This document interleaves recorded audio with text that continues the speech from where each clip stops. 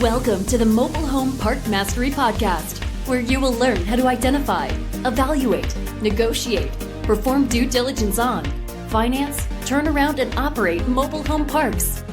And now, here is your host, the fifth largest mobile home park owner in the United States, Frank Rolfe. A mobile home park is defined as two or more mobile homes on one platted piece of property. Now, that's not really normally how we see things as mobile home park owners, because typically we have a whole lot more than 2 units. But we are definitely on one platted piece of property, and that can cause some unusual circumstances. This is Frank Rolfe, the Mobile Home Park Mastery Podcast.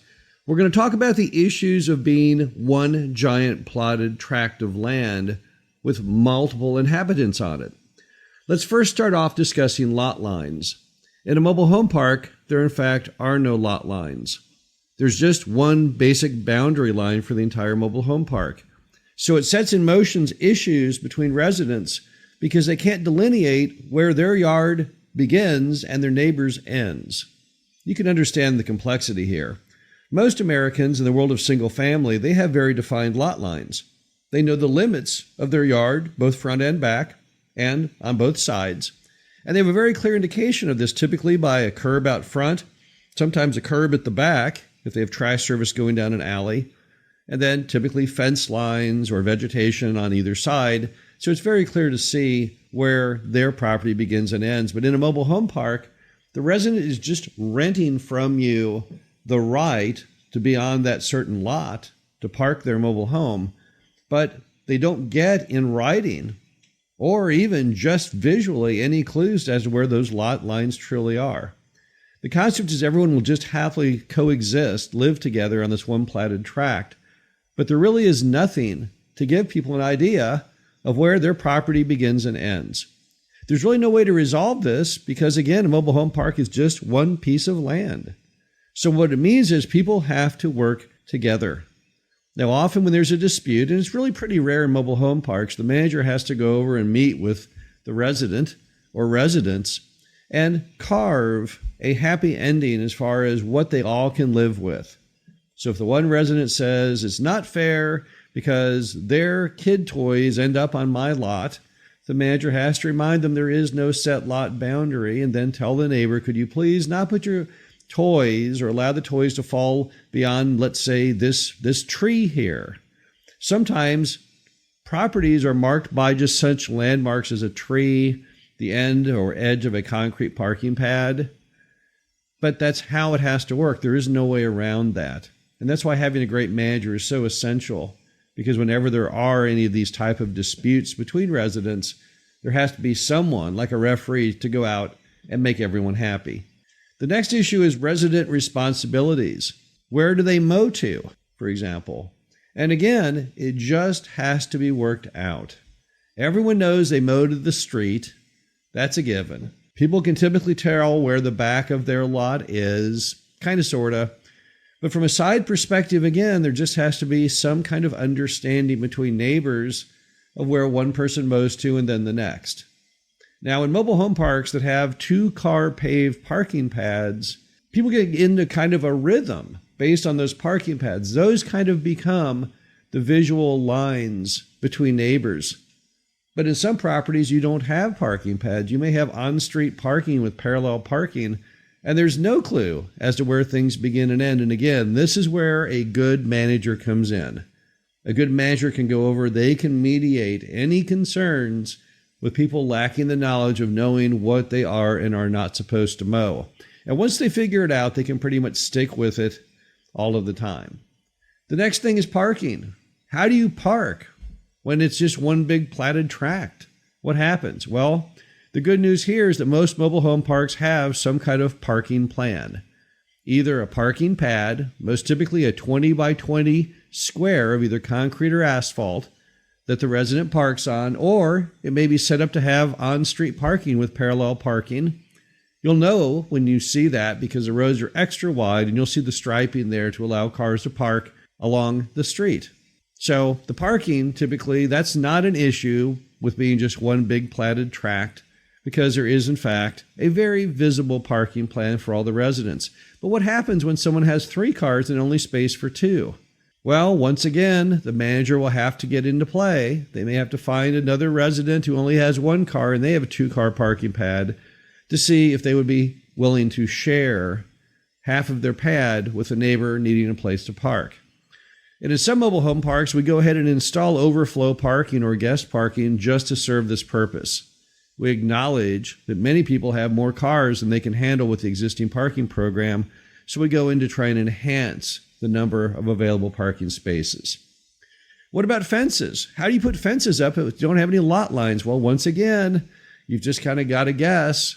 This looks appropriate. This is where the line must be. And again, we're back to the manager. So if someone wants to put in a fence, in our parks require them to be no greater than 4 feet in height and see-through, which means either chain link or picket. So they're not a visual blight. We don't allow those 6 and 8 foot solid privacy fences. Even though some people may want them, the problem is it's not for the public good. Because again, we're one platted piece of property.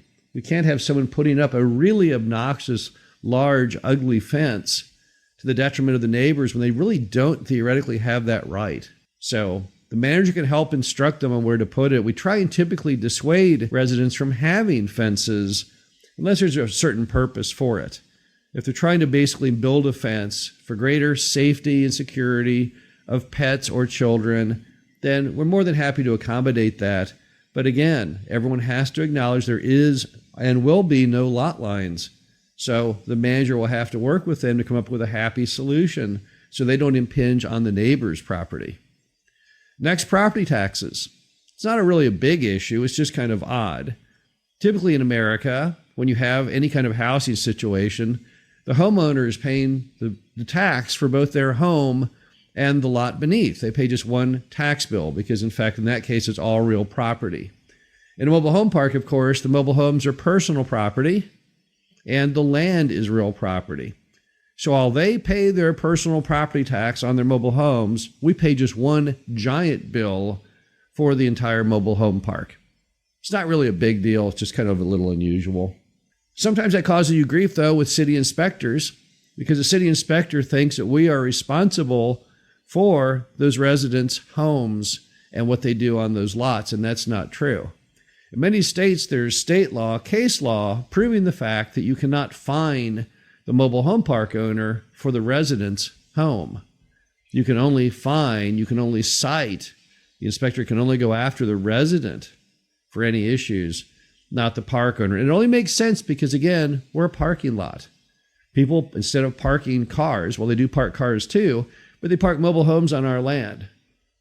But we're not really responsible then for the condition of those homes, those cars that have been parked there. That falls to the resident. When the city comes to us and says, hey, we got a problem with that home on lot 14, we explain to them, well, what's the problem? If you have a problem with the home on lot 14, you need to write a citation. You need to go knock on their door. Don't be looking for us to do that. That's not any of our concern. Most common item they'll have is they'll have concerns about home additions. Sometimes people will build a lean-to addition to the home, typically on top of their deck, or maybe a shed behind that they don't like the condition of.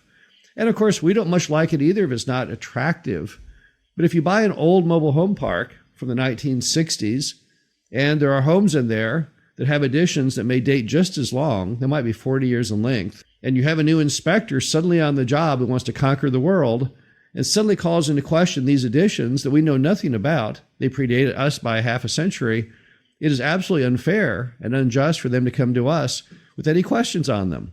Because again, we own the land, we don't own the homes. We are just one big platted tract, one big parking lot, but we don't monitor or control, particularly the history of the things that were parked on our, what is basically parking lot. Finally, there are certain survey issues that can come up by being just one big platted tract.